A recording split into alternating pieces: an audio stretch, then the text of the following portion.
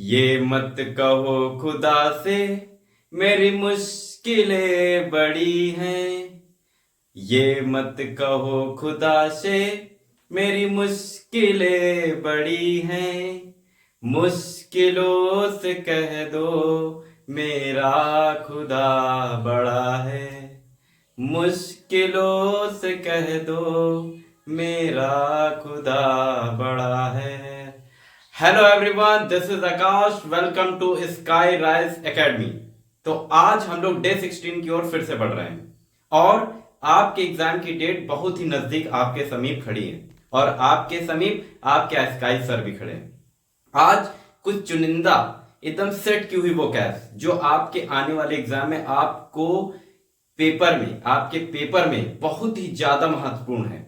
आप खुद देखेंगे कि ये वोकैब्स आपके जीवन में और आपके आने वाले एग्जाम में किस प्रकार आपको सहायता करती हैं, किस प्रकार एड पहुंचाती है। देखिए, एड सहायता करना। देखिए, मेरे हिंदी के शब्दों में ही इंग्लिश के शब्द छुपे हुए हैं। तो वोकैबुलरी कैसे याद करेंगे? आप इन इंग्लिश के वर्ड्स को सेंटेंस में फ्रेम करेंगे।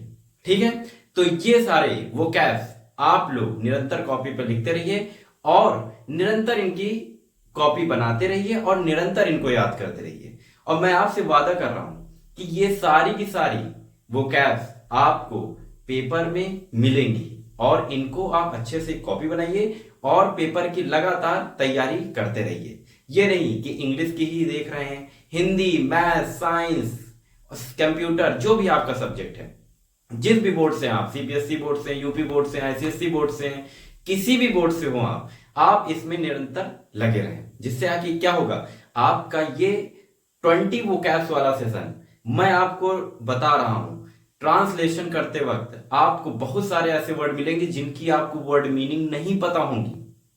ट्रस्ट मी, वर्ड मीनिंग बच्चों को नहीं पता होती है, लेकिन करना क्या है, sky sir, sky Rise academy, आपका परिवार, आपके परिवार के साथ पूरी फैमिली लगी हुई है और मैं आपको उस पड़ाव तक लेके जाऊंगा जहां आपकी आखिरी मंजिल है। उस लास्ट छोर पे कोई है तो वो है स्काई सर कोई है। आइए कुछ चुनिंदा वोकैब्स को, 20 वोकैब्स को हम लोग चंद चुटकियों में देख लेते हैं। चुटकियों में वोकैब्स।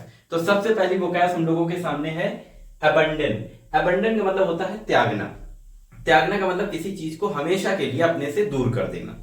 मतलब आपके पास कोई चीज है, उसको आप अपने से दूर कर रहे हैं, या कोई आपकी बुरी आदत जिसको आप त्याग रहे हैं, या आपको अपने से दूर कर रहे हैं। मान लीजिए आपको पुड़िया खाने की आदत है या आपको वाइन पीने की आदत है, तो आप उसको निरंतर अपने शरीर से, अपने जीवन से हटा रहे हैं। दैट इज कॉल्ड त्यागना। ठीक है, अगला क्या है? अगला है एड। जैसा कि मैंने आपको क्या कहा कि निरंतर मैं आपको सहायता देता रहूंगा, तो उसकी इंग्लिश क्या होती है? सहायता देने की एड। अगला है एलियन। एलियन होता है विदेशी। आपने बहुत सारी पिक्चरों में देखा होगा, एलियन उतर रहे हैं, पूरे ऊपर से उतर रहे हैं, है ना? तरह तरह के एलियन उतरते रहते हैं। वैसे ही एलियन, विदेशियों के लिए एलियन वर्ड मीनिंग यूज की जाती है और हम लोग विदेशियों को क्या कहते हैं? फॉरेनर कहते हैं ना। देखिए, सिनोनिम्स का भी बहुत फर्क पड़ता है, पर्यायवाची सिनोनिम्स का भी बहुत फर्क पड़ता है। ये केवल एक तरीका है कि कैसे आपको इंग्लिश में आगे बढ़ना है। आप मेरा विश्वास करिए, एसएससी के बच्चे, यूपीएससी के बच्चे, रेलवे, बैंक, पीओ, जितनी भी भर्ती आती हैं, सब में वोकैबुलरी इंग्लिश का परसेंटेज हद से ज्यादा है और बच्चे केवल एक मिस्टेक करते हैं, वो है वोकैबुलरी याद नहीं करते हैं। निरंतर वोकैबुलरी याद करने से आपके सारे आने वाले एग्जाम और आपके पेंडिंग एग्जाम जो कि आपके लाइन अप हो चुके हैं, ये सारे के सारे एग्जाम आप कॉन्कर कर सकते हैं, आप जीत सकते हैं, मानिए मेरी बात। अगला क्या है? अगला है एक्यूट। एक्यूट का मतलब होता है तीव्र। तीव्र का मतलब बाज कैसा है? तीव्र पक्षी है, तीव्रता से उड़ता है। अगला क्या है? अटेस्ट। अटेस्ट होता है सत्यापित करना।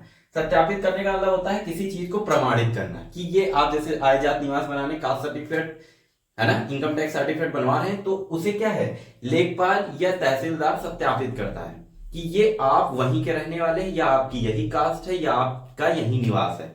तो किसी चीज को सत्यापित करना, तो उसकी इंग्लिश क्या होती है? अटेस्ट। अगला क्या है? ऑस्टर। ऑस्टियर, ऑस्टियर होता है कठोर या संयमी। कठोर चीजें या संयमी मतलब जो चीज, जो इंसान अपने काम को लेकर और अपने चरित्र को लेकर और अपने भविष्य को लेकर बहुत संयमी है और कठोर है। जो इंसान 4 बजे सुबह उठता है वो निरंतर 4 बजे उठ रहा है। तो ऐसे लोगों को इंग्लिश में, ऐसे शब्द को इंग्लिश में ऑस्टेयर कहते हैं। अगला है एराइड। एरिड होता है शुष्क, मतलब शुष्क का मतलब थोड़ा सा गीला, मतलब थोड़ा सा हल्का गीला हल्का सूखा, तो दैट इज कॉल्ड शुष्क। ओके। अगला है एंसेस्ट्रल। एंसेस्ट्रल होता है पूर्वज। पूर्वज मतलब हमारे पापा के पापा के पापा या हमारे मम्मी की मम्मी की मम्मी, तो ये हमारे क्या हो गए, पूर्वज हो गए।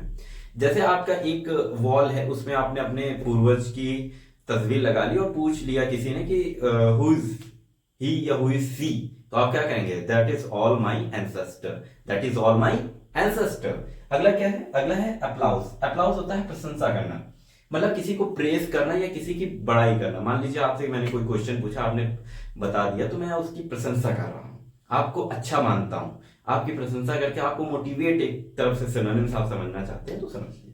अगला है एपोक्रिफल। एपोक्रिफल होता है संदेहजनक, मतलब किसी चीज में संदेह है। संदेह का मतलब होता है, बहुत सारे ऐसे बच्चे हैं जिनको हिंदी के ये ऐसे वर्ड हैं जिनको मालूम नहीं कि सर संदेह क्या होता है। एक बार मैंने किसी बच्चे से पूछ लिया कि स्ट्रेंथ क्या होती है, तो उसको स्ट्रेंथ का मतलब ही नहीं पता है कि स्ट्रेंथ क्या होती है। स्ट्रेंथ का मतलब होता है क्षमता। अब क्षमता वो पूछ रहा सर क्षमता क्या होती है। क्षमता का मतलब होता है कि किसी के अंदर कैपेबिलिटीज कितनी है, मतलब वो किसी काम करने से, number of students, number of लोग कितने हैं, तो दैट इज कॉल्ड स्ट्रेंथ। अगला है एपोक्रिफल। एपोक्रिफल हमने जान लिया संदेहजनक। अगला है बैरियर, अवरोध। आपकी नींद जो कि सुबह आपको खुलने नहीं देती, आपका खाना जो कि आपको पढ़ते समय हर समय याद आ रहा है, और आपका मोबाइल जो कि आपको पढ़ने के लिए बार बार रील खुल जाती है, ये आपके जीवन का अवरोध है। मैं आपको बता रहा हूं ये सारी की सारी चीजें आपके जीवन में बैरियर है। Your phone, your sleeping time, your all that things are your barrier. तो ये सारी की सारी क्या चीजें हैं, आपका अवरोध है। तो हमें किससे लड़ना है, हमें सुबह की नींद से लड़ना है। हमें किससे लड़ना है, हमें लोगों की बातों से लड़ना है। हमें किससे लड़ना है, मोबाइल के इंस्टाग्राम और यूट्यूब से लड़ना है। मोबाइल और इंस्टाग्राम में केवल उतनी चीज देखिए जो आपके काम की है। तो that is all types of barriers. ठीक है। अगला क्या है, अगला है बर्गलर। बर्गलर होता है सेंधमार या चोर। सेंधमार का मतलब कि जो पता लगा ले कि दीवार के पीछे क्या है, वो वाला नहीं कि चोली के पीछे क्या है, समझ रहे, वो सेंधमार नहीं। ठीक है। अगला है ब्रूट। ब्रूट होता है पशु या असभ्य। पशु असभ्य का मतलब जो लोग थोड़ा सा अनसिविलाइज्ड है। इंसान तो सभी हैं, या किसी भी इंसान को मैं पशु नहीं कह सकता हूं। और जबकि एनिमल बोलते हैं ब्रूट। असभ्य का मतलब यहाँ पे इंसान के सापेक्ष बोला जा रहा है कि पशु तो ये असभ्य होते नहीं, इंसान ही आपको असभ्य दिखेंगे। तो असभ्य का मतलब जो इंसान थोड़ा सिविलाइज नहीं है, पढ़ा लिखा नहीं है। इंसान देखिए सभी है, कोई जानवर इंसान नहीं होता। हम खामखा लोगों को गधे बोल देते हैं, लेकिन एक्चुअली में वो भी इंसान है। ठीक है। गधे बोलना is not a big deal, हम तो बोल देंगे। ठीक है। तो ब्रूट का मतलब होता है पशु या असभ्य। ब्रेविटी होती है संक्षेप में, है ना, एक्सप्लेन में, डिटेल में किसी चीज को बताना। कि जैसे एक बायो का टीचर पाचन तंत्र पढ़ा रहा है, तो वो क्या करेगा, उस चीज को संक्षेप में बताएगा, पूरा डिटेल में बताएगा कि ये क्या होता है। अगला है कैजुअल, खुशामद करना। खुशामद मतलब किसी की तारीफ करना, किसी का चमचागिरी मान लो, थोड़ा सा ऐसा चमचागिरी टाइप कि, या फिर चमचा भी गिरी तो गलत होगा कहना। खुशामद करने का मतलब होता है कि किसी के प्रति थोड़ा सा अपनी सहानुभूति या किसी का काम ऐसा करना, उसकी इंग्लिश होती है कैजुअल। अगला है कोलोस। कोलोसेल। कोलोसेल होता है विशाल काय। विशाल काय मतलब कोई चीज है वो जो बहुत बड़ी है ना, दैट इज कॉल्ड कोलोसेल। ठीक है। अगला है कोलैप्स। कोलैप्स मतलब होता है नष्ट होना, ढहना। कोलैप्स कर गया, मार्केट हमारा क्या कर गया, कोलैप्स कर गया। जैसे आप देखे होंगे कई बार क्या होता है कि कहीं कोई चीज थी वो आपस में लड़ गई, है ना, ढहना, गिर जाना, बिल्डिंग्स गिर जाती हैं, तो कोलैप्स कर गई। ठीक है। अगला क्या है, अगला है डिलीजेंट। डिलीजेंट होता है परिश्रमी। जो लोग बहुत ही मेहनती होते हैं और सुबह उठकर पढ़ रहे होते हैं, वही लोग आगे अपना नाम करेंगे। और अगला क्या है, अगला है एलिगेंट। एलिगेंट मतलब होता है सुंदर। एलिगेंट का मतलब होता है सुंदर या भव्य, ये वही वाला है। जैसे कहते नहीं, so elegant, so beautiful, just looking like a wow, just looking like a wow, आओ हमारे साथ तुम आओ। ये तो बात हुई एक छोटी सी आपको आसानी के लिए। अगला है एलिगेंट का मतलब होता है सुंदर या भव्य, जस्ट लुकिंग लाइक अ वाव। तो ये इस उस रील में भी यही बताने की कोशिश किया जा रही है कि जस्ट लुकिंग लाइक अ वाव। अगला क्या है? अगला है फ्रेग्रेंट। फ्रेग्रेंट का मतलब होता है खुशबूदार, और फ्रेग्रेंस होता है खुशबू। एक होती है खुशबू, एक होता है खुशबूदार। फ्रेग्रेंट होता है खुशबूदार और फ्रेग्रेंस होती है खुशबू। तो ये आज हमारे पास 20 वोकैब्स थी, जो कि सो elegant, so beautiful, just looking like a wow class. ठीक है, तो हम लोग नेक्स्ट क्लास में फिर से मिलेंगे। तब तक चैनल को सब्सक्राइब करिए, और जो भी आपका क्वेश्चन है, और आप जहां से बिलोंग कर सकते हैं, आप पाकिस्तान से मुझे देख रहे हैं, आप इंडिया से मुझे देख रहे हैं, आप नेपाल से मुझे देख रहे हैं, आप भूटान से मुझे देख रहे हैं, आप श्रीलंका से मुझे देख रहे हैं, या आप मुझे अयोध्या से देख रहे हैं, आप जिस जगह से मुझे देख रहे हैं, आप कोई भी क्वेश्चन कमेंट बॉक्स में कर सकते हैं, आप मुझसे कुछ भी पूछ सकते हैं, और इन सारे वोकैब्स को आप एक कॉपी बनाइए और उससे लगातार लिखते रहिए। नेक्स्ट क्लास में हम फिर मिलेंगे एक नई 20 वोकैब्स के साथ। तब तक के लिए धन्यवाद। पढ़ते रहिए और मुस्कुराते भी रहिए, क्योंकि मुस्कुराना बहुत जरूरी है। चलिए, thank you, nice to meet you.